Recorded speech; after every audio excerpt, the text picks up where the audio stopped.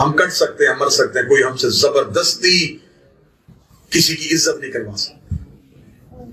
میں بھرپور انداز میں مذمت کروں گا پاکستان میں علامہ شہنشاہ نقوی کے خلاف جو ایک مہم چل رہی ہے، جو عقیدے اور جو نظریات کوئی پڑھے گا، ہم شخصیتوں کے ساتھ نہیں کھڑے، ہم نظریات کے ساتھ۔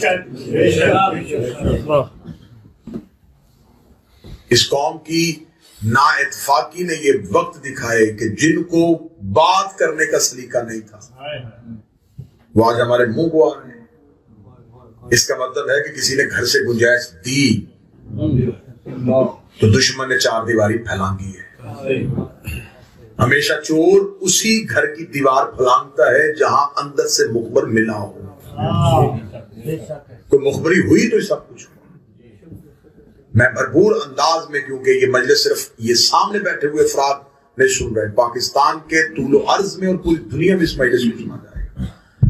ہمیں وطن عزیز پاکستان کا امن اپنی جان سے زیادہ عزیز ہے، لیکن میں مخاطب ہوں اپنے اہل سنت سے۔ ایک عرصہ دراز سے ایک تکفیری ٹولہ اہل سنت کے جذبات کو ابھار کے اپنی من مرضی کے مقاصد حاصل کر رہا ہے۔ وہ مقاصد کیوں حاصل کیے جا رہے ہیں؟ جان بوجھ کے کل تک تو یہ آپ کی جان کے دشمن تھے، جو آج آپ کے سگے بنے ہوئے ہیں۔ میرے اہل سنت بھائیوں، ذرا تھوڑا بیدار کر کے، کل تک تو یہ آپ کو مزاروں میں بم دھماکے کر رہے تھے، یہ آپ کو صلی اللہ علیہ کا یا رسول اللہ نہیں پڑھنے دے رہے تھے، یہ یا رسول اللہ مدد نہیں کہنے دے رہے تھے، یہ درود کے منکر تھے، یہ آپ کو کہتے تھے کہ کوئی اللہ کے علاوہ مدد نہیں کرتا۔ آج یہ آپ کے عقیدے کے سربراہ بن کے آپ کی سربراہی میں جو وطن عزیز میں ایک دہشت گردی کی لہر دوڑا رہے ہیں، یہ ایک سوچی سمجھی سازش ہے۔ میرے ملک نہیں، گرد و نواح کے خطوں میں تبدیلیاں ہو رہی ہیں۔ صحافی بیٹھے ہوئے ہیں، دانشور بیٹھے ہوئے ہیں۔ جب خطوں میں تبدیلیاں ہوں تو ملک کی خارجہ پالیسیاں تبدیل ہوتی ہیں، ٹھیک ہے، لیکن میں دبے ہوئے لفظوں میں بات کہہ دوں گا، ہم اربوں کی حکومت پاکستان میں نہیں آنے دیں گے۔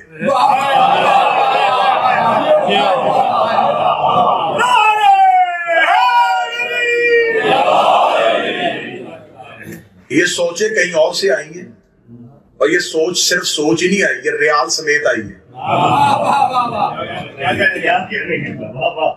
میں کہا صاحب ٹھیک ہے، یہ ریال سمیت سوچ آئی ہے۔ میرے ملک میں ایک نئی لہر کو ابھارا جا رہا ہے۔ بھئی اگر بہت زیادہ شوق ہے تو بیٹھو، بیٹھ کے ڈیبیٹ کرو۔ کس کی عزت کروانا چاہتے ہو؟ ہم سے نہیں ہوتی بنی امیہ کی عزت۔ اپنے بچوں کی آنکھوں میں دھول جھونک رہے ہو، تمہارے پرانے علماء کتابوں میں لکھ کے چلے گئے، جس کی نام پہ آج تم جلوس نکال رہے ہو، وہ مولا علی کو ممبروں پہ گالیاں دیتا تھا۔ علی کی دفعہ تمہیں غیرت نہیں آئی، اب تمہیں غیرت کس بات کی آ رہی ہے؟ نہیں مانیں گے ہم اس بندے کو جو علی سے جنگ کرتا ہے۔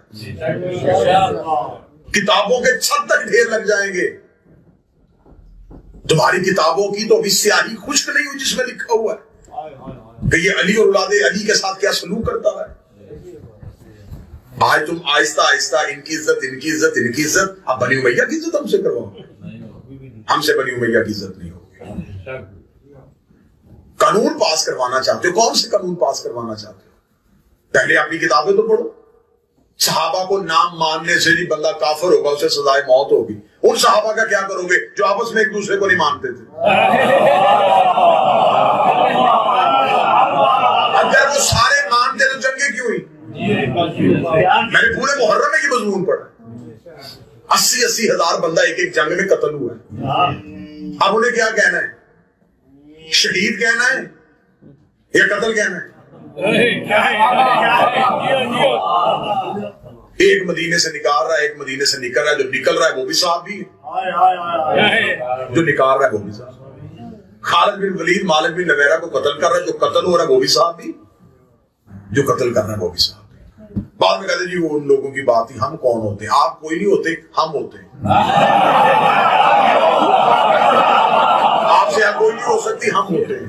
حضور ہم کریں گے بات، جو حق پہ ہے ہم اس کا ساتھ دیں۔ اہل بیت حق پہ تھے، حق پہ ہیں، حق پہ رہیں گے۔ خبردار اپنے عزیز کا امن خراب کرنے کی کوشش نہ کی جائے. چند ٹولوں کو سڑکوں پہ لا کے احتجاج کروا کے ہم یہ کر دیں گے, ہم وہ کر دیں گے, ہم وہ کر دیں گے, اخیر بیٹھنا ہے تم نے کہیں نہ کہیں. منحوس مولوی کی کل یا پرسوں کی پریس کانفرنس ہے, یہ علی ولی اللہ زام میں کہتے ہیں یہ دہشت گردی. میں تمہیں علی ولی اللہ دعوت ذوالشیرہ میں دکھاتا ہوں, تو مجھے صلاۃ و خیر میں نوم دکھا. بھئی اذان میں اضافہ کس نے کیا ہے؟ ہم تو یہ باتیں بڑے امن کے ساتھ کرنے والے لوگ تھے, لیکن مجبور کیا گیا ہے. اگر علی ولی اللہ اذان میں اضافہ تمہیں دہشت گردی لگتا ہے تو تم نے تو خود یہ بات اصول میں لکھی ہوئی ہے کہ جو کام نبی کی زندگی میں نہ ہوا ہو اور بعد میں ہو بدعت ہوتا ہے.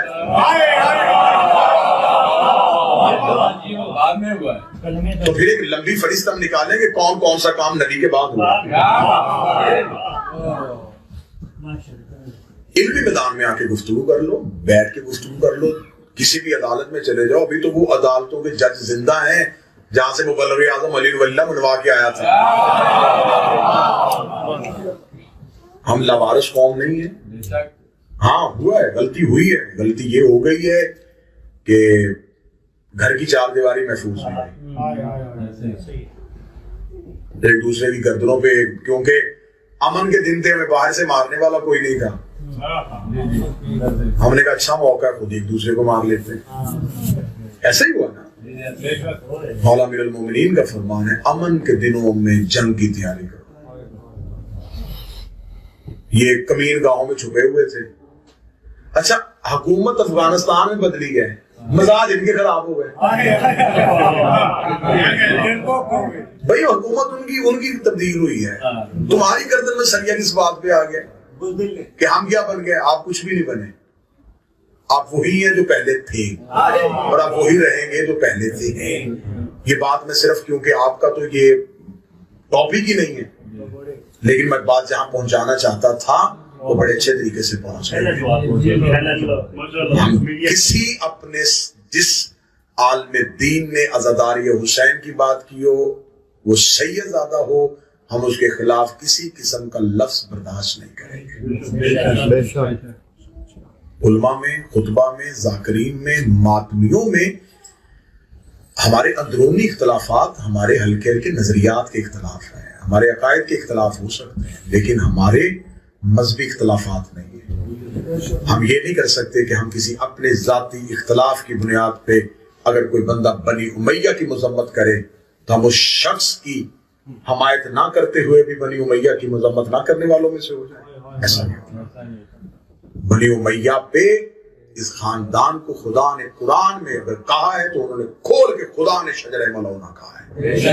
تو اگر آپ کو یہ تکلیف ہو رہی ہے کہ یہ وہ شجرہ نہیں ہے تو پھر بتائیں اللہ نے کن کو کہا ہے؟